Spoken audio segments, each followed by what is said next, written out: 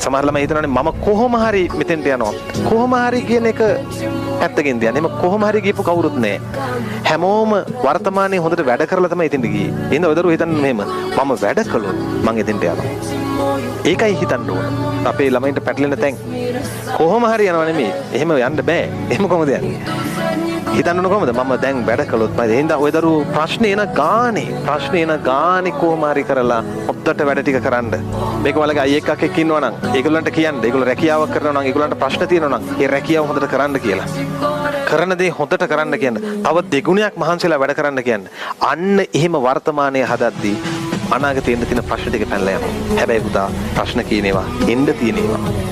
ප්‍රශ්න කියන්නේ ඔක්කොම ආපු ඒවා නෙමෙයිනේ එන්න තියෙන ඒවා. එන ගානේ අරක හිතන්න. මට මේ ආවේ එක ප්‍රශ්නයක් විතරයි. තව එන්න පුළුවන්.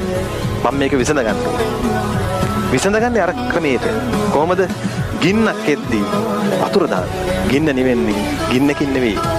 කවුරු හරි ඔය දරුවන්ට ඊර්ෂ්‍යාකම් කරනවා නම් ඔයාලා එයාගේ දියුණුව පතන්න. එතනින්ම ප්‍රශ්න ඉවරයි. ලෝකේ හැටි මේක. මිනිස්සු එකතු වුණොත් වෙන් වෙන්නවා කියලා නිතර හිතන්න. මිනිස්සු ඉපදුනොත්